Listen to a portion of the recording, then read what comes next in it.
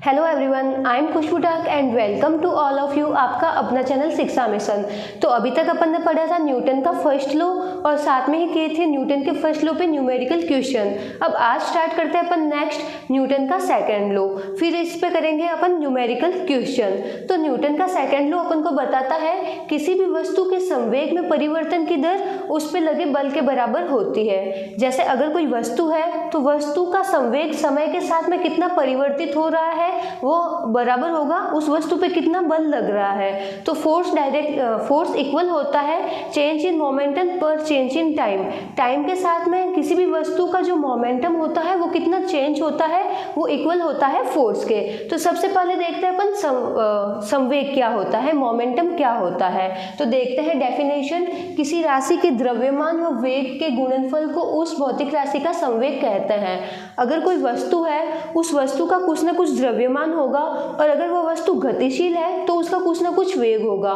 तो उस वस्तु के द्रव्यमान और वेग के गुणनफल को अपन बोलते हैं संवेग। इसी को बोलते हैं अपन मोमेंटम। मोमेंटम को रिप्रेजेंट करते हैं अपन P से, द्रव्यमान को रिप्रेजेंट करता है m से और वेग को रिप्रेजेंट करता है v से। तो P is equal to mv।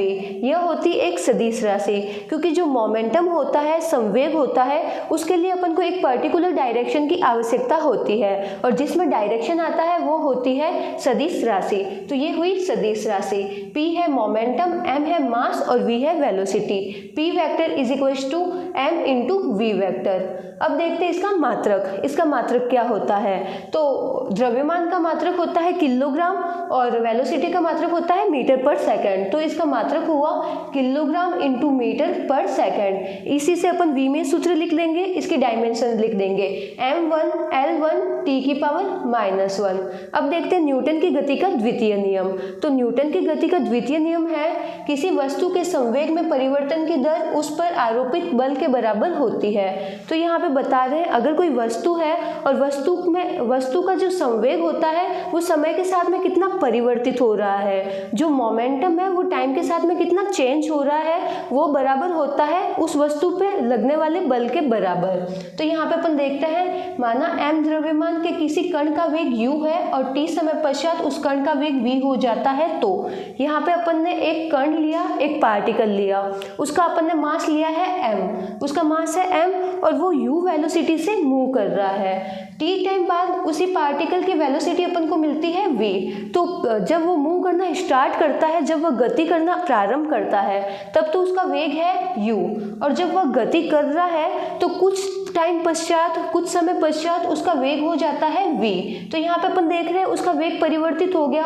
पहले वो था उसका वेग u और अब उसका वेग हो गया v। तो अब अपन निकालते हैं इसका संवेग। संवेग क्या होता है? Mass into velocity.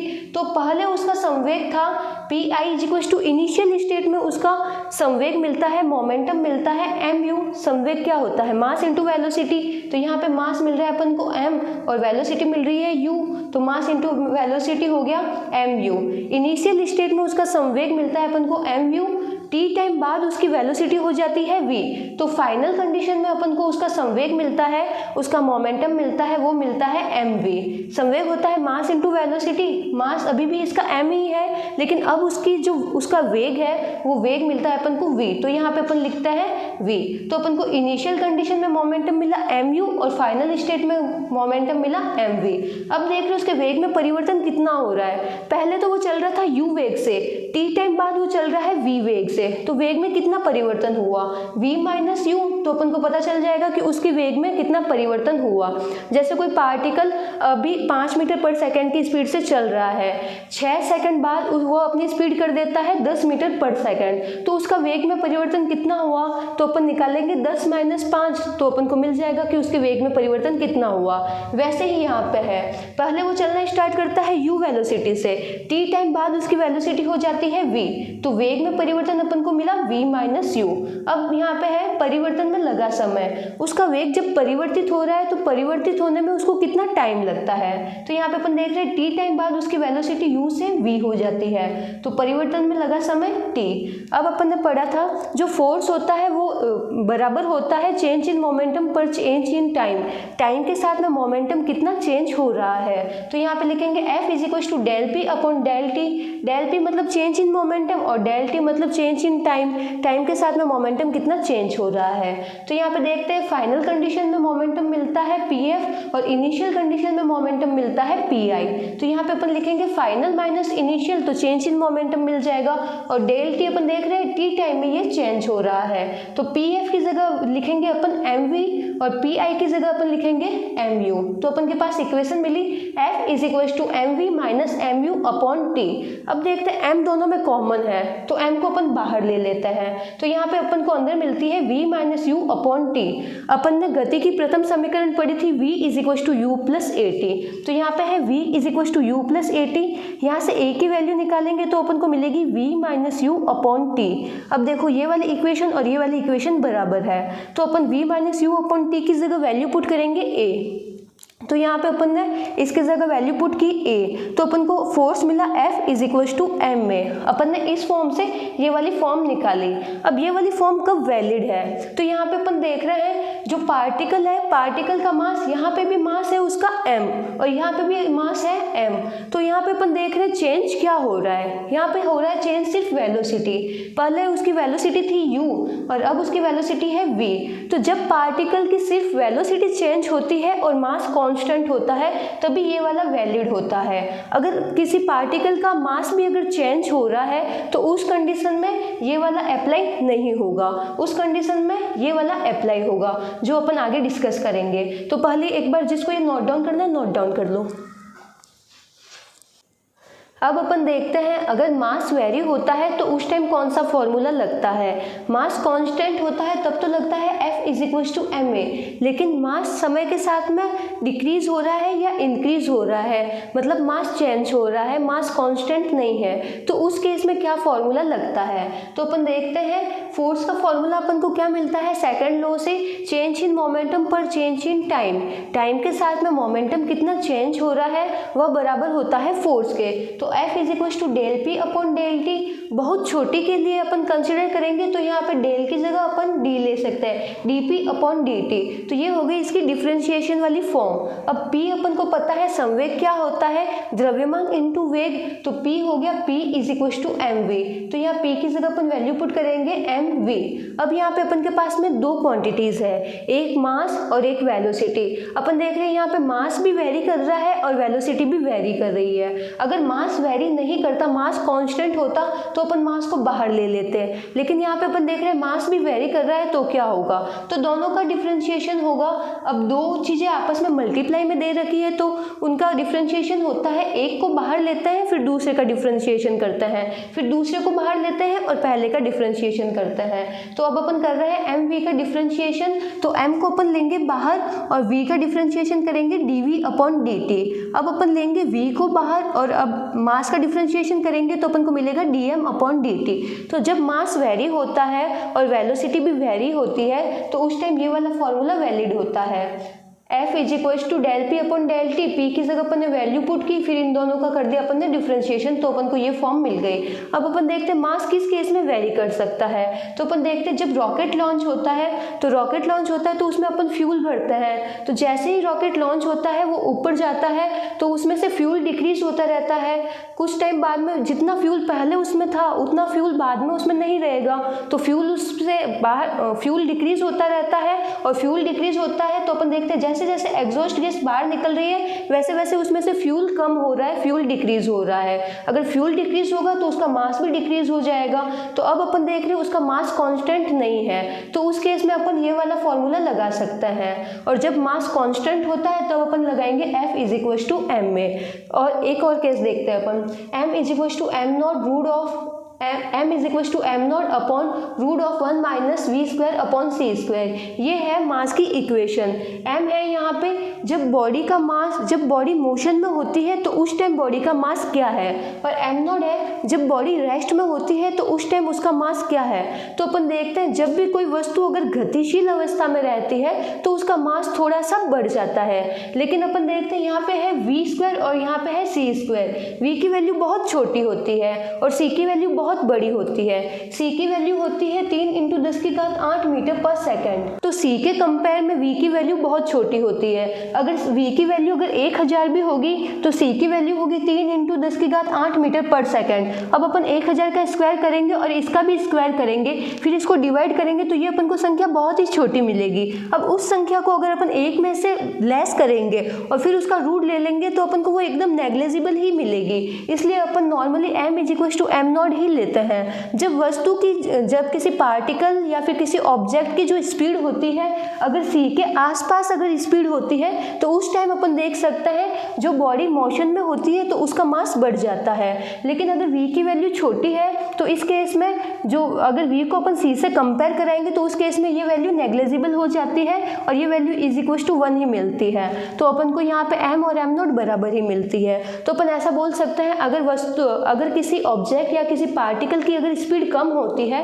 तो अपन को उसका बॉडी का रेस्ट मास और बॉडी जब मोशन में है तो उसका मास दोनों अपन को इक्वल ही मिलता है। लेकिन अगर अपना v c के आसपास में हो तो उस टाइम अपन कह सकते हैं जब बॉडी मोशन में है या बॉडी गतिशील अवस्था में है तो उसका मास बढ़ जाता है। यहाँ पे अपन एक केस देखते हैं। अगर अपन ने मान ली जो v है, जो वस्तु की जो स्पीड है वो c/2 है, इसकी हाफ है, तो उस केस में क्या होता है तो देखते हैं m = m0 1 - v² v की जगह वैल्यू पुट कर देंगे c/2 तो c/2 का स्क्वायर अपॉन c²। तो जब अपन इसको सॉल्व करेंगे तो अपन को मिलेगा m = 1.5 m0। उस टाइम जो वस्तु गति में है उसका जो मास होगा जब वस्तु रेस्ट में थी उसके मास का 1.5 गुना हो जाएगा।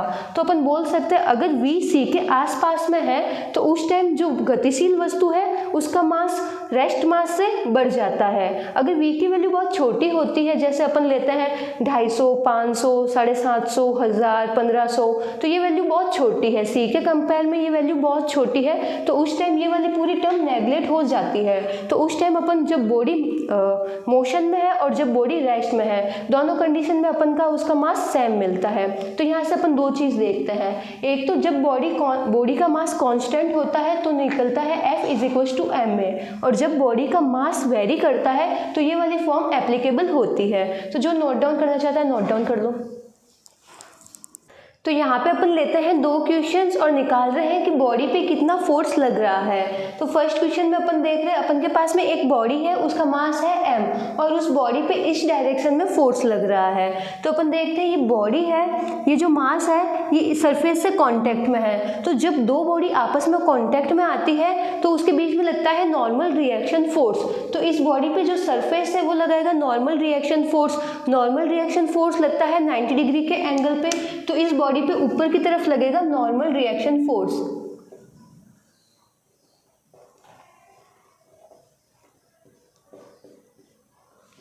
ये हो गया इसका नॉर्मल रिएक्शन फोर्स। अब देखते हैं ये जो बॉडी है उसका मास है m तो उसका वेट होगा और वेट एक्ट करता है हमेशा डाउनवर्ड डायरेक्शन में। तो नीचे की साइड में अपन को मिलेगा इसका वेट और वेट होता है mg, तो अपन को इसका वेट मिला mg। अब देख रहे जो बॉडी है, बॉडी इस डायरेक्शन में उस पर फोर्स लग रहा है, फोर्स लग रहा है इस डायरेक्शन में, तो बॉडी मूव भी करेगी इस डायरेक्शन में। तो यहाँ पे अपन देखेंगे जब बॉडी मूव करेगी, मोशन में आएगी, तो वो बॉडी एक्सेलरेट होगी। तो जो बॉडी का एक्सेलरेशन अपन को मिलेगा इस डायरेक्शन में। तो अपन यहाँ पे लिख सकते हैं ए अपन को मिल रहा है इस डायरेक्शन में। अब बनाते हैं अपन इसका free body diagram. Free body diagram बनाने के लिए सबसे पहले अपन बॉडी को एज्यूम करते हैं पॉइंट मास। तो यहाँ पे अपन इसको एज्यूम कर लेते हैं पॉइंट मास। फिर अपन लिखते हैं कि बॉडी पे कौन कौन से फोर्स एक्ट कर रहे हैं। तो अपन देखते हैं इस बॉडी है, बॉडी पे 2 फोर्स एक्ट कर रहे हैं। नॉर्मल रिएक्शन फोर्स लग रहा है ऊपर की डायरेक्शन में और वेट लग रहा है नीचे की डायरेक्शन में। तो यहाँ पे ड्रॉ करते हैं। अब देख रहे हैं जो बॉडी है, बॉडी का इस डायरेक्शन में अपन लगा रहे हैं फोर्स। तो बॉडी पे फोर्स लग रहा है इस डायरेक्शन में। अब बॉडी पे फोर्स लग रहा है इस डायरेक्शन में और बॉडी मूव भी करेगी इस डायरेक्शन में। जिस डायरेक्शन में फोर्स लगता है बॉडी उसी डायरेक्शन में मूव करती है। अगर बॉडी पे इस डायरेक्शन में फोर्स लगेगा तो वो बॉडी मूव भी इस डायरेक्शन में करेगी, तो इस डायरेक्शन में बॉडी एक्सेलरेट होगी। तो एक्सेलरेशन भी अपन को मिलता है इस डायरेक्शन में। अब अपन ने पढ़ा था सेकेंड लॉ में जो फोर्स होता है वो बराबर होता है ma के। तो यहाँ से अपन लिख सकते हैं F is equals to m a. यहाँ पे जो फोर्स कंसिडर करता है वो अपन फोर्स करता है नेट फोर्स, टोटल फोर्स कितना है। अगर 2-3 फोर्स लगता है तो अपन लेते हैं तीनों फोर्स का सम, तो नेट फोर्स होता है वो इक्वल्स टू होता है एम ए के। तो यहाँ पे अपन लिख सकते हैं एफ नेट, नेट फोर्स हमेशा बराबर होता है एम ए के। फिर यहाँ से अपन को क्या इक्वेशन मिलती है, तो अपन देख रहे हैं नॉर्मल रिएक्शन फोर्स लग रहा है ऊपर की तरफ और वेट एक्ट कर रहा है नीचे की तरफ, तो यहाँ से अपन को मिल जाएगा n is equals to m g. तो इस प्रकार से पहले अपन बनाएंगे इसका फ्री बॉडी डायग्राम और फिर इसकी इक्वेशन लिख देंगे। अब देखते हैं सेकंड क्वेश्चन। तो यहाँ पे भी एक ऑब्जेक्ट है, उसका मास अपन को गिवन है m।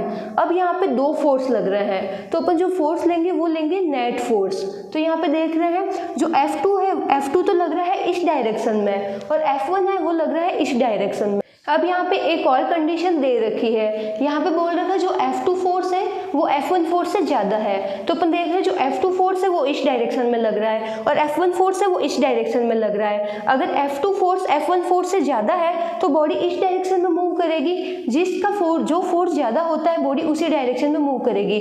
F2 अगर F1 से ज़्यादा है तो बॉडी इस डायरेक्शन में मूव करेगी, तो यहाँ पे अपन को एक्सेलरेशन मिलेगा इस डायरेक्शन में। तो यहाँ पे अपन लिखते हैं एक्सेलरेशन मिलता है अपन को इस डायरेक्शन में।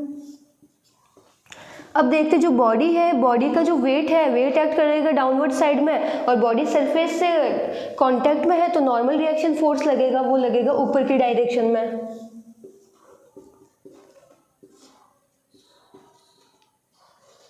अब इसका बनाते हैं अपन फ्री बॉडी डायग्राम। तो सबसे पहले बॉडी को अपन एज्यूम कर लेंगे पॉइंट मास, तो यहाँ पे अपन ने एज्यूम कर लिया पॉइंट मास।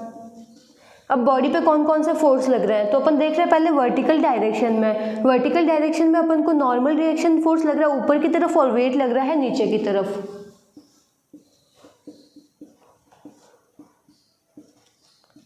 अब देखते हैं अपन हॉरिजॉन्टल डायरेक्शन में। तो अपन देख रहे हैं बॉडी पे जो F1 लग रहा है वो लग रहा है इस साइड में, F1 लग रहा है इस साइड में, तो यहाँ पे अपन ड्रॉ करते हैं F1। और जो F2 फोर्स है वो लग रहा है इस साइड में, जो F2 फोर्स है वो लग रहा है इस डायरेक्शन में। और अपन देख रहे हैं जो F2 फोर्स है उसकी वैल्यू ज़्यादा है F1 से, तो जो फोर्स ज़्यादा होता है बॉडी उसी डायरेक्शन में मूव करती है। F2 अगर ज़्यादा है तो बॉडी इसी डायरेक्शन में मूव करेगी, तो अपन को एक्सेलरेशन मिलेगा अपन को इस डायरेक्शन में। अब अपन इसके हॉरिजॉन्टल की इक्वेशन लिखते हैं। अब वर्टिकल डायरेक्शन में इक्वेशन लिखते हैं n is equals to m g. जो नॉर्मल रिएक्शन फोर्स है वो बराबर है एम जी के। फिर देखते हैं अपन हॉरिजॉन्टल डायरेक्शन में। हॉरिजॉन्टल डायरेक्शन में अपन देख रहे हैं 2 फोर्स लग रहे हैं, तो अपन ने यहाँ पे देखा था जो नेट फोर्स होता है वो बराबर होता है एम ए के। तो जिस साइड में बॉडी एक्सेलरेट होती है उस साइड के फोर्स को अपन लेंगे पॉजिटिव और जिस साइड और उसके ऑपोजिट डायरेक्शन को अपन लेंगे नेगेटिव। तो बॉडी पे जब फोर्स लग रहा है तो बॉडी इसी डायरेक्शन में मूव करेगी, जिस डायरेक्शन में बॉडी मूव करती है उस डायरेक्शन के फोर्स को लेते हैं पॉजिटिव। तो यहाँ पे अपन लेंगे F2 को पॉजिटिव और जो F1 है उसके लग रहा है जस्ट ऑपोजिट डायरेक्शन में, तो उसको अपन लेंगे नेगेटिव। तो यहाँ पे लेंगे F2 minus F1 is equals to force किसके बराबर होता है, मास और एक्सेलरेशन के प्रोडक्ट के बराबर। तो मास कितना मिल रहा है m और एक्सेलरेशन मिलेगा a। तो यहाँ पे अपन को F2 माइनस F1 मिलता है ma। तो ये हो गया नेट फोर्स। नेट फोर्स किसके बराबर है ma के। तो यहाँ पे अपन को नेट फोर्स मिलता है F2 माइनस F1। तो इस प्रकार से अपन न्यूमेरिकल सॉल्व करते हैं। अभी अपन ने 2 न्यूमेरिकल किए हैं, अगले लेक्चर में इस पे और न्यूमेरिकल करेंगे। तो जो साथ में नोट डाउन करना चाहता है वो नोट डाउन कर सकते हैं, बाकी का पढ़ेंगे अपन नेक्स्ट लेक्चर में। Thank you.